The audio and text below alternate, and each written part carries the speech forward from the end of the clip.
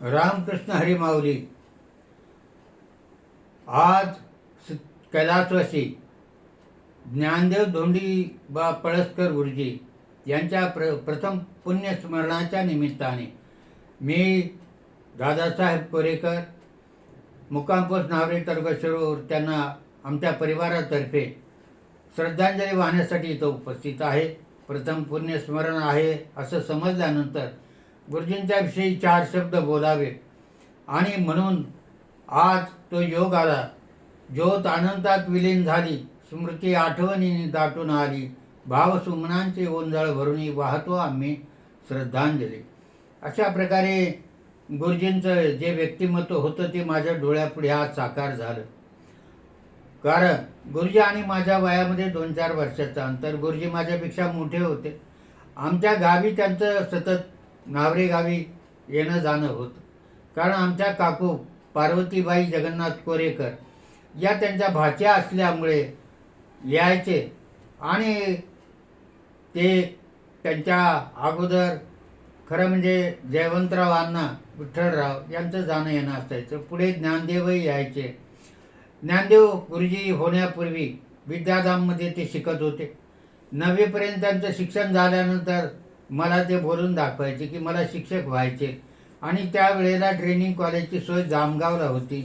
मग 2 वर्षाचा कोर्स केल्यानंतर विद्याधाममध्ये 9वीपर्यंत शिक्षण घेतल्यानंतर गुरुजींचं ट्रेनिंग जामगावला सुरू झालं आणि पुढे गुरुजी झाले. अर्थात मीही त्याच पेशामधून सेवानिवृत्त झालो.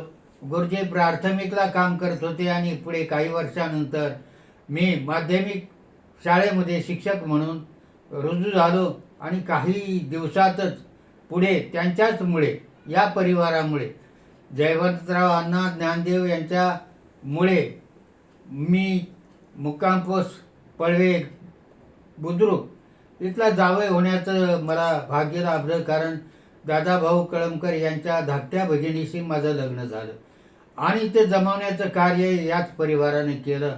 अशा प्रकारचा गेले 60-65 वर्षापासून या परिवाराशी आमच्या परिवाराचा संबंध आहे. गुरुजींनी आपल्या काळामध्ये सेवा केली. प्राथमिक शिक्षक म्हणून विद्यार्थी घडवण्याचं कार्य केलं. त्याचबरोबर गावामधल्या सामाजिक कार्यामध्ये गुरुजींचा सहभाग असायचा आणि अशा प्रकारे आपलं जीवन, आपलं कुटुंब, आपला परिवार, त्याचबरोबर नाते संबंध जपण्याचं कामही गुरुजींनी केलं. सतत त्यांचं जाणं येणं आमच्या गावी असल्यामुळे आणि आमच्या दोघांच्या वयामध्ये विशेष म्हणजे कमी अंतर असल्यामुळे आमचे वैचारिक संबंध चांगले होते. अशा प्रकारचे गुरुजी ज्यांचं आज प्रथम पुण्यस्मरण आहे असं कळल्यानंतर मला त्यांच्या पूर्वीच्या आठवणी जाग्या झाल्या. मनामध्ये अतिशय शांत स्वभाव आणि सतत हसमुख असलेलं हे व्यक्तिमत्व ज्यांच्यामुळं मलाही प्रेरणा मिळाली. कारण ते शिक्षक झाल्यानंतर मी BA झालो आणि BA झाल्यानंतर आता काय करायचं तर गुरुजींनीच मला मार्ग सुचवला की तुम्ही आता पदवीधर झाला, मी प्राथमिक शिक्षक आहे आणि हा पेशा चांगला आहे, याच्यातून स्वार्थ आणि परमार्थ दोन्ही गोष्टी घडत असतात, तेव्हा तुम्ही शिक्षक व्हा.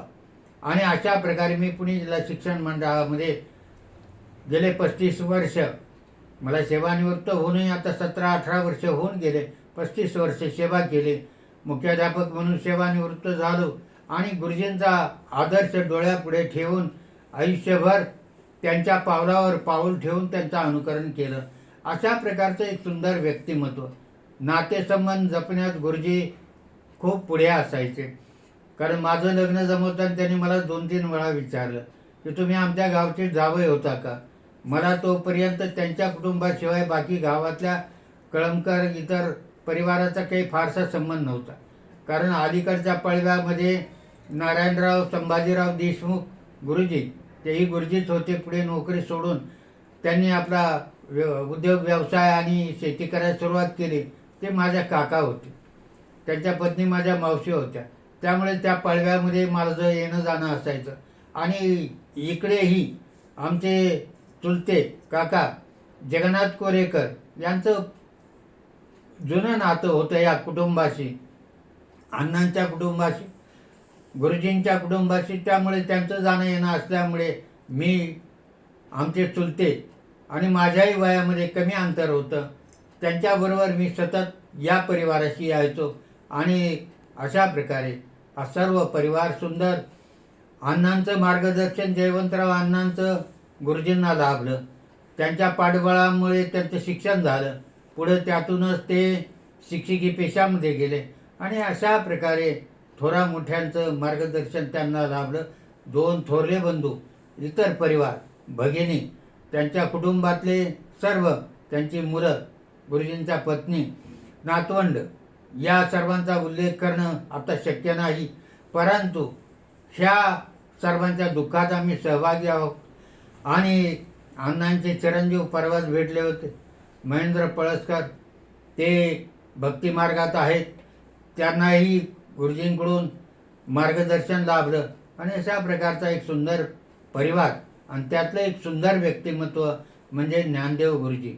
आम्हाला त्यांची कायम आठवण राहते. याचं कारण असं आहे की गुरुजी कधी रागावलेले मी बघितले नाहीत. अतिशय शांत, संयमी व्यक्तिमत्व. आणि आमचा सतत संपर्क असल्यामुळे त्यांच्या आठवणी माझ्या आजही 60-65 वर्षामध्ये, मध्ये आधी भेट झाली असेल, कारण आम्ही वेगवेगळ्या क्षेत्र जरी एक असलं तर वेगवेगळ्या ठिकाणी काम करत असल्यामुळे भेट होईलच असं नाही. परंतु जेव्हा जेव्हा भेटायचे तेव्हा मन भरून बोलायचे. आणि अशा प्रकारचे एक व्यक्तिमत्व मला पाहायला मिळालं, अनुभवायला मिळालं. आणि या निमित्ताने त्यांना श्रद्धांजली व्हावीशी वाटले.